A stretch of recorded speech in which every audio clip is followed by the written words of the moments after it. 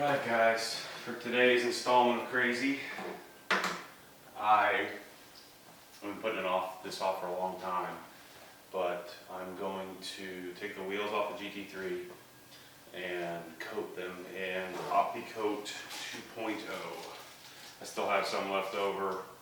I've got about 10 cc's, a little shy, like 9 cc's left, so that should be enough to do all four wheels. Shouldn't be a problem. This stuff is no longer available now. I think 2.0 became opti-coat Pro or something like that. So I got all my stuff ready. We'll talk about this in a little bit about what I'm going to do with the wheels after I get them off. But the first step is to figure out how to take these things off the car. At first, I've heard horror stories about how hard it is to take the center locks off the center lock wheels off the car, and then as I started to do some research, it really doesn't look all that bad. So today's going to be the first try at that, so I figured I'd take you through that. There are quite a few good videos online from some other Renless members that talk through this. So actually I have up on my screen, this is, what's his name, Jeff Strimmel's tutorial, which is fantastic. So I'm going to follow his tutorial. It takes you through all the steps of things you need to check to make sure there isn't uneven wear and really anything else that you need to know about taking the wheels off. So I'm going to jack the car up. I'm not going to put it on jack stands. I'm going to leave it on the jacks and just kind of, if it's as easy as I think it is, then I can just take one wheel off at a time and just move the jack around. So stay tuned. We're going to talk about coating wheels with opti-coat and see how that goes today. Okay, I figure I'll take you through this step by step.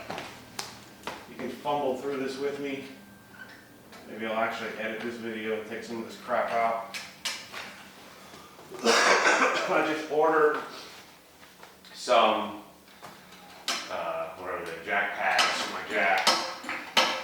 Some awesome members, Renless, made pretty cool stuff. It's a lot less expensive than what you buy from some of the other manufacturers, since you just make them in his garage. So let's see, let's turn the parking brake on. I just got the car jacked up a little bit here. Not going anywhere.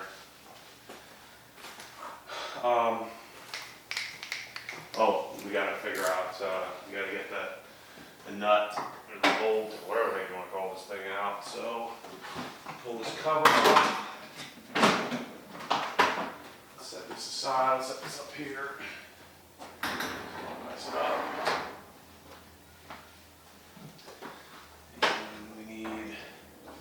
This thing.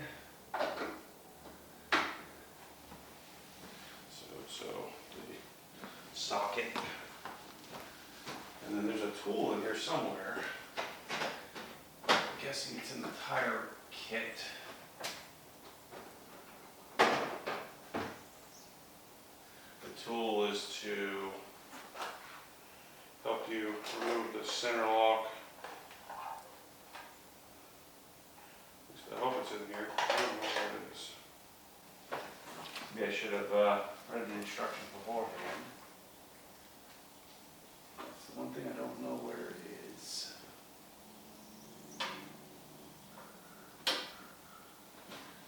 Oh, it's probably number 8. Smart.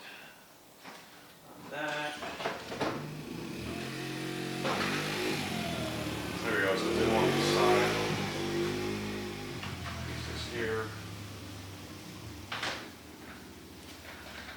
Guessing it's in this little toolkit.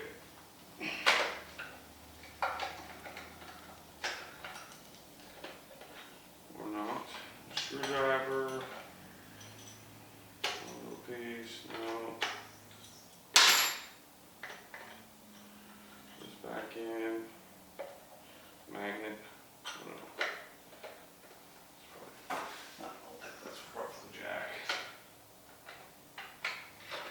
Like I said, I'm learning as we go through this exercise. Okay, maybe I should actually read or listen to the instructions. I'm searching all over the place. The little tool I'm looking for is right underneath the socket. So, not very smooth, not very smart, but anyway. I don't know, so everything's located on the, pull the plastic cover off and it's right in here. Actually, let me show you that. So the socket's located in here. That's all you need. I was pulling these little side pieces off, but that's not what you need to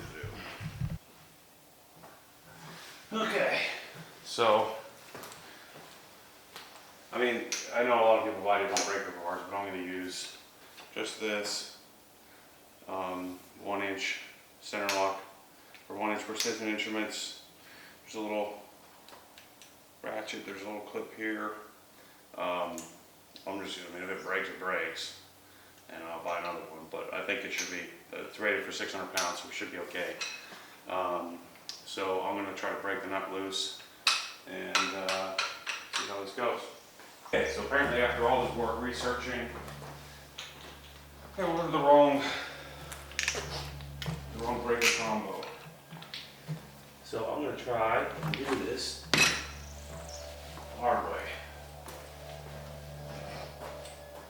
I didn't order the breaker bar portion. Oh, apparently I lost, there it is. I lost the cap tool. So pop the cap off. I should catch it before it hits the wheel. Set this aside. Let's see what happens. Oh yeah, there's a locking mechanism. This in here.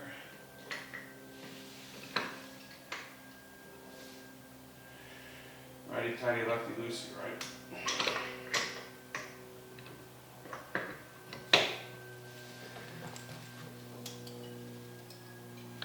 Oh yeah, that's a piece of cake. You don't need some giant bar. Nice and easy.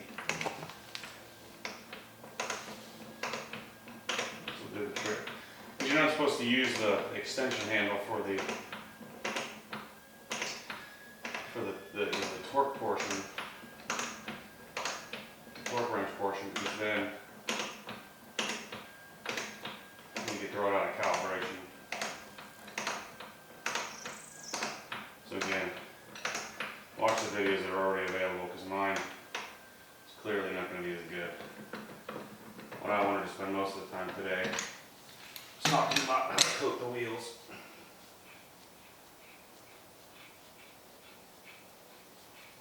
With opti-coat.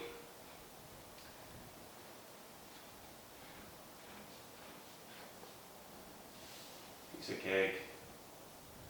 It looks good. So much for the big buildup on how hard it is to take a center lock off. We get my wheel guide so I don't mess up my carbon ceramic.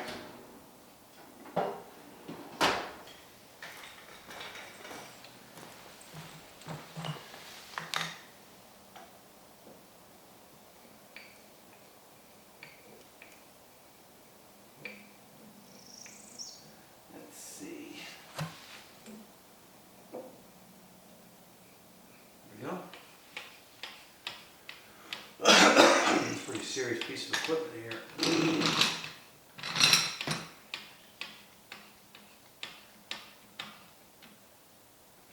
Okay, wheel's ready to come off. That's awesome, piece of cake.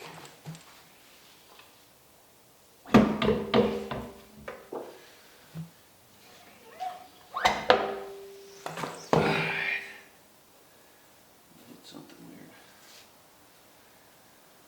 Tires look pretty good still. Alright. Inspection, everything looks in order. No weird wear. All these little nipples look good. Perfect. Man, I love these brakes. Love them.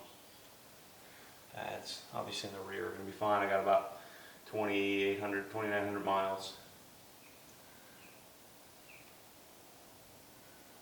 Appear to be any uneven wear on the rotors as well.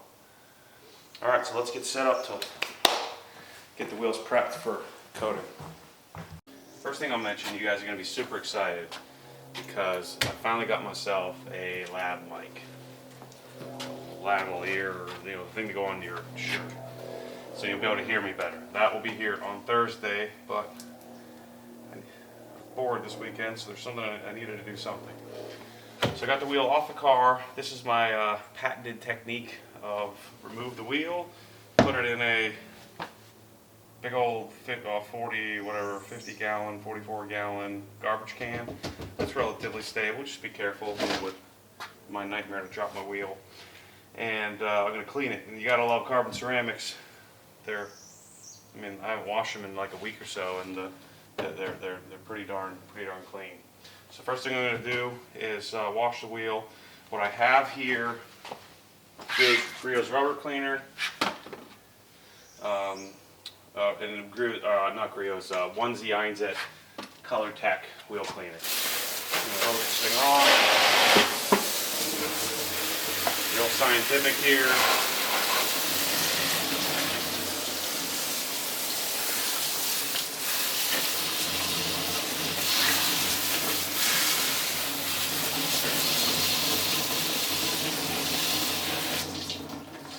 Spray some Color Tech.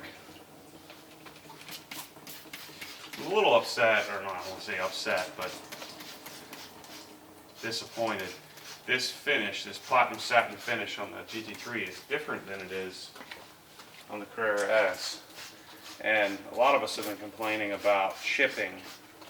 So we've had some issues with, I've got 2,500 miles on the car. The rears aren't as bad, but the fronts have tons of pitting and chipping where the finish comes right off the wheel. So I kind of want black wheels anyway someday, so I might refinish them. It's kind of hard to beat these wheels. I think I might throw some HREs on it or something someday, but who the heck wants to spend 10 grand on wheels? I try to look at aftermarket parts like a short-term allocation of funds that I will eventually turn over and replace. So I'm going to put up, I don't know, who knows how much money. I'm going to put up some money, and it's going to sit there invested in a depreciating asset. Eventually I'll get some of my money back. So it's almost like I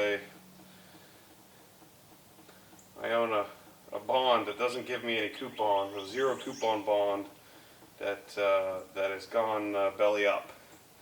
The company's gone belly up, and now I'm just hanging on to that bond to see if I get some money back someday. At least that's the way I like to look at it. Probably not the smartest way to do so, especially since I proclaim to be a person that provides other people financial advice. I've said this or responded to many people that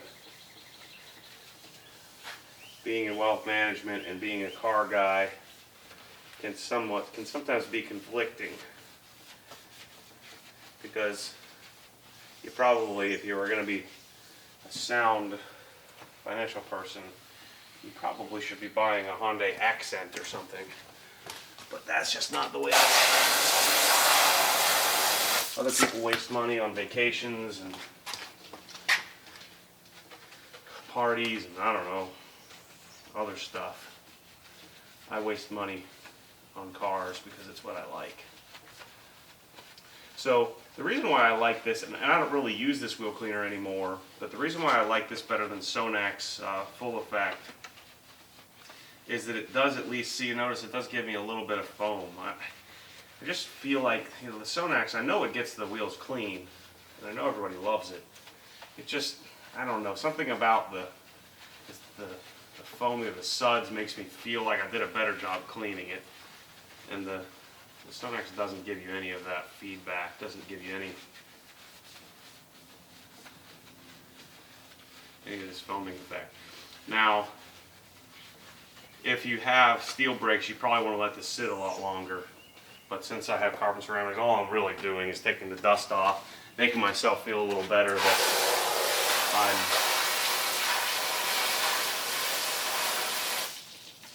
doing a deep cleaning on the wheel.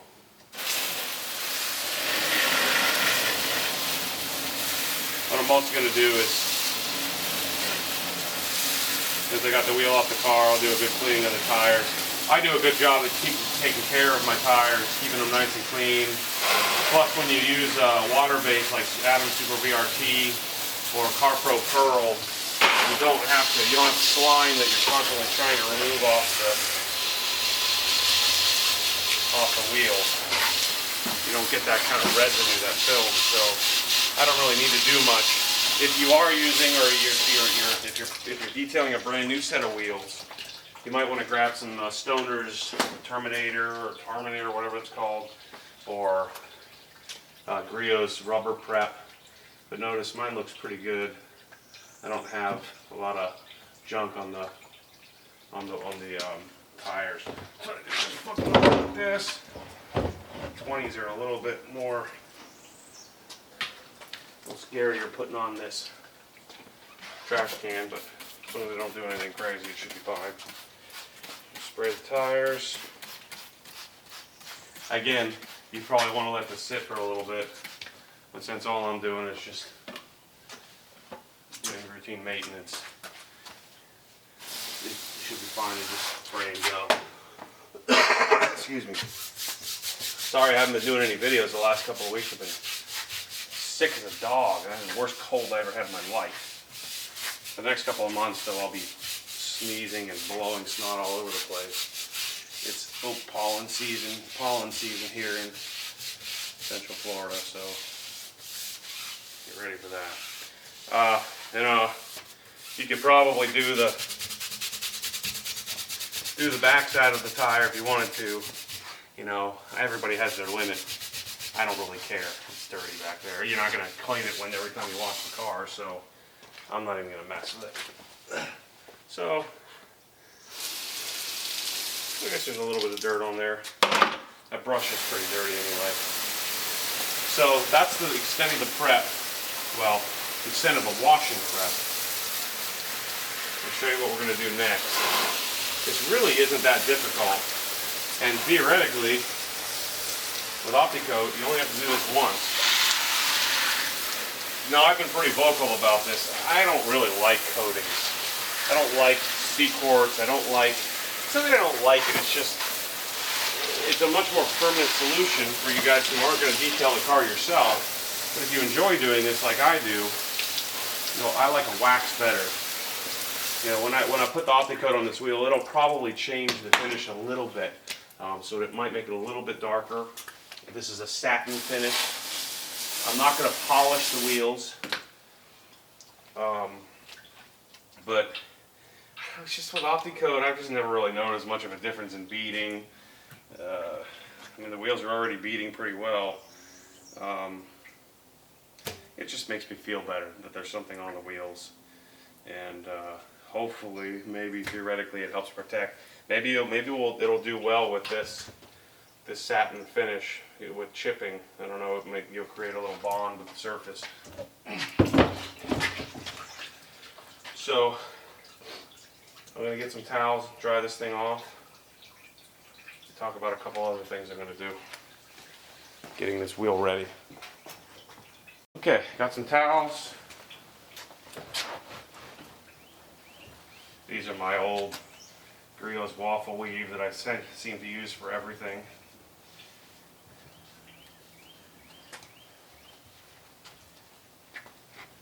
Try not to touch the paint with these anymore, but I mean, I am washing them every time I use them, so should be okay. Now this satin, be careful not to get this aluminum paste all over the wheels from the center lock. This satin, I'm guessing you probably really couldn't polish it anyway. I'm sure there's some sort of clear coat on here. See, there's all kinds of, there's already chipping and really frustrating. I'm almost wondering why I'm even going to waste time coating these wheels if I'm going to have to refinish them soon. I'm actually surprised at myself. I normally would be pretty bent out of shape about my wheels getting jacked up. I try to take really good care of them, but for some reason I don't really care. It's probably because I'll end up refinishing them or doing something different anyway. So you got to clean the barrels, make sure we get the back side of the spokes, or whatever you want to call them.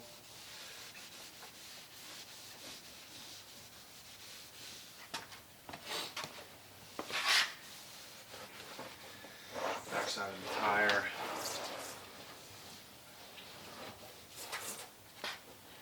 I'll show you another little trick that I do. A little detailing, extra step. I don't like these little rubber knobbies, you know, the little rubber pieces.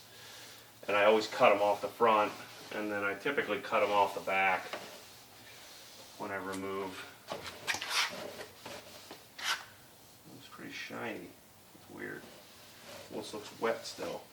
Yeah, I mean, these wheels are already pretty banged up from little rock chips. Thousands of little pits. And I got a couple thousand miles in the car, for gosh sakes. Alright, so let me get a razor blade and chop these little things off. Got a loose blade, pull on a little rubber knobby, trim it.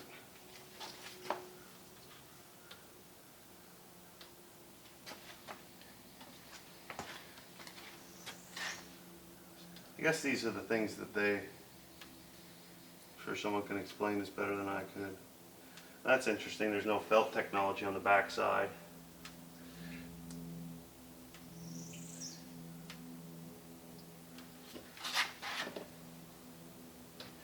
I guess these are like the whole in production. They're probably, I don't know what these are. Someone can explain it, but I would guess it has something to do with the rubber mold as it comes out of it. These little rubber knobbies holding onto the whatever the machine or the assembly line. Okay, so now I'm clean. Nothing super advanced here. Clean the wheel. I'm going to get a paper towel and wipe out the grease. So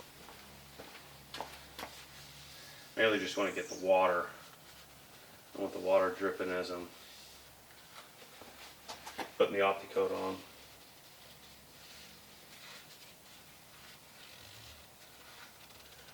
There we go. Alright. Yeah, it's interestingly shiny on the back side of this. Yeah, the front of the wheel is such a matte finish, and this is a very satin finish. Almost clear coat finish. That's weird. So if I had regular paint, regular wheels, I would probably, or at least consider, polishing them out. I've actually, to be honest with you, I've never polished wheels. It's not that important. It's kind of hard to see the imperfections in the wheel. Like my M3 wheels, if I really look close, if I get lights out, they are, you know, especially since they're black and they're gloss black, and you're using tools and brushes to wipe them off or clean them off. You know, it's hard to take as much care as you do as the top of the paint on top of the car. So that you're always going to have, at least I always have scratches and swirls on any sort of clear coat or clear gloss wheels. So you could, I guess, polish them out. It would probably take you forever. What I traditionally do is clean them, give it a good cleaning with a wheel cleaner. Then what I'm going to do is give it a quick, I'm going to get a piece of clay out and clay bar quickly. So after I clay bar the wheels, the clay I just find is easier than messing with the auto scrub. So I'm going to clay these off just to get the contaminants off, and then I'm going to spray down with some about 20% isopropyl alcohol, and then we can throw the opti-coat on. So let's work through those steps. It's time to do the last two steps of prep. Prepare the wheels for opti-coat. First thing I'm going to do, I'm going to make some optimum no rinse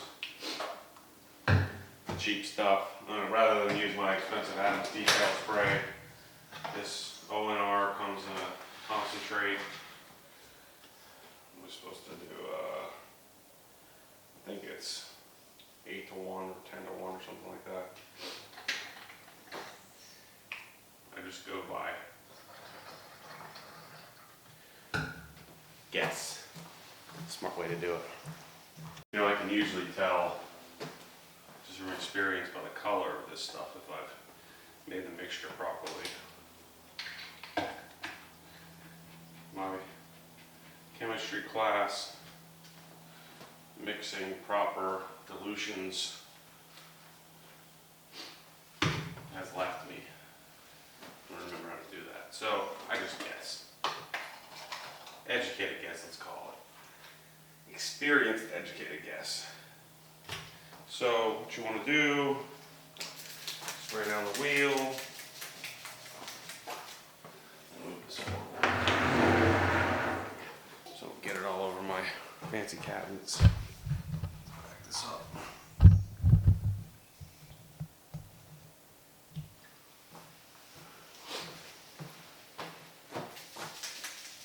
This head, hose it down. A lot of people you like often no rinse. I don't like it. It's certainly cheap. I'm just using it because I have it. Right on the clay bar, kind of spread it out, and wake it up a little bit. This is a Auto Geek. I always just have some clay sitting around. This isn't going to clay very well because it's satin finish. I just want to mainly get the big stuff off.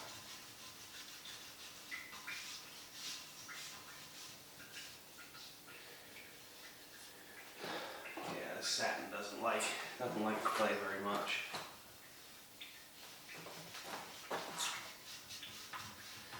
What I'll do is in the next wheel I'll get some more close-ups for you so you can see what the heck I'm doing. Around the wheel weights.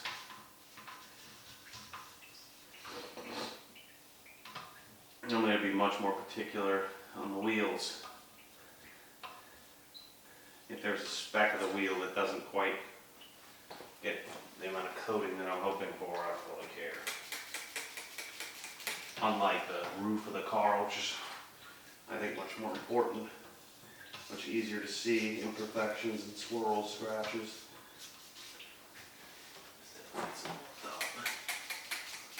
Can't use too much of this.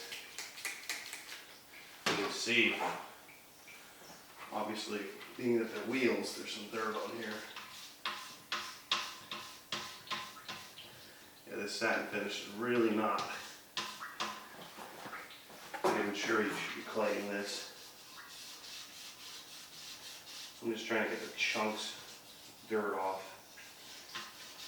Opti-coat is real finicky about sticking this to the surface if it's not properly prepped. So we'll call that good.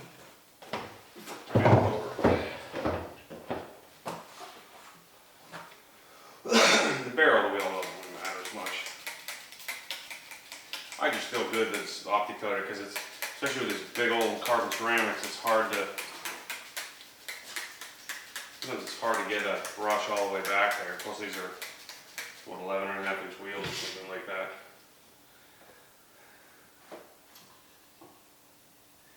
So what I do is just go around. Like I said, I'll give you a different angle here on the next go around. I want to say this is probably the 7th or 8th set of wheels that I've done this to. Tends to work pretty well. Been dialed in.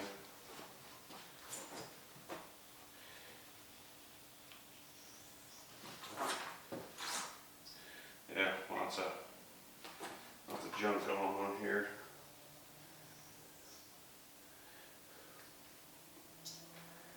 Clay does not like this satin finish. You should probably else and not do what I'm doing and go all over the place, you should probably stay in order here so you don't forget areas.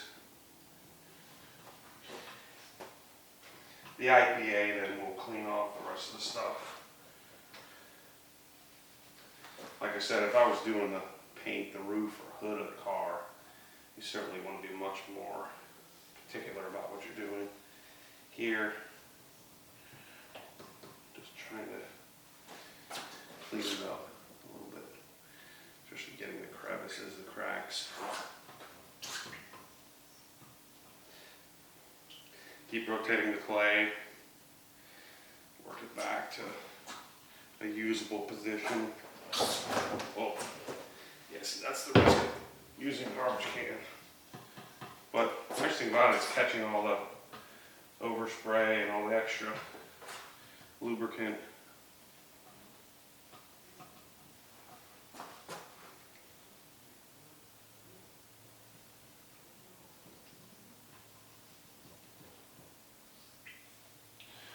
There we go. 2 more.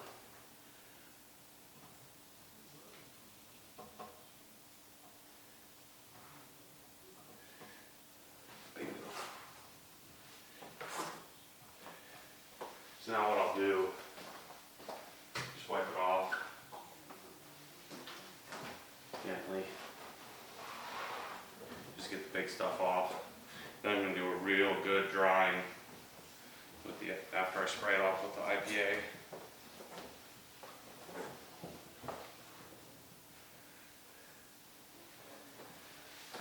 Alright, so I've got roughly 20% mixture in my old Speed Shine bottle, just because I like these Griot's bottles the best. This is the Quasars. Spray the inside down. You want to spray it all so that way you don't have to re-dry. I'm not worried too much about the backs of the wheels. Use the same towel, doesn't matter. Now I really get it. Try to make sure it's dry. I'm guessing it probably takes me about an hour a wheel. Between jacking the car up, taking the wheel off. So it's a good half-day project to coat your wheels. So plan accordingly. I'm sure your wife is super excited about you watching this video. Another thing that you can waste your time on. Just tell her, look, I only have to do this once per car, forever, for the rest of my life. You might want to leave the forever part out. Dang, this finish is so nice, but it just doesn't hold up to rocks and stuff. I mean, I understand you're going to get nicks and things in the wheels, especially with, you know, high performance car. I'm sure I got a lot of these from the half a mile event, but there's clearly a bit of a defect in this finish.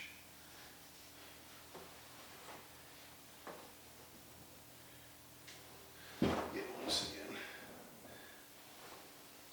19-inch wheels and tires fit a little better on this, on my patented garbage can position.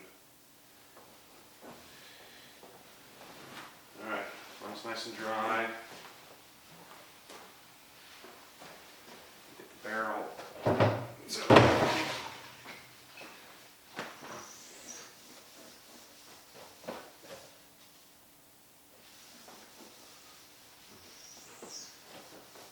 Also nice to have a car. I'm going to rotate this around.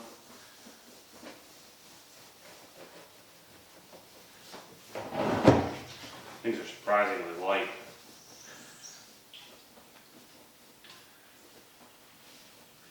Guess that's what you should expect out of a $160,000 car.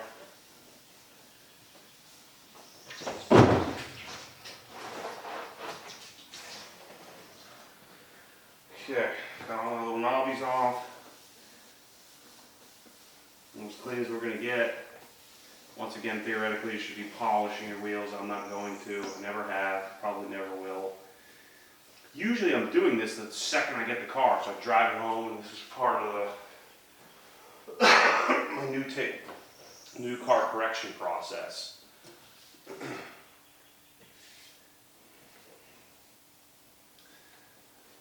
But with this car, I didn't know how to take the center locks off, and everybody was telling me how hard it was, so I just assumed I wasn't going to do it. But it's pretty freaking easy.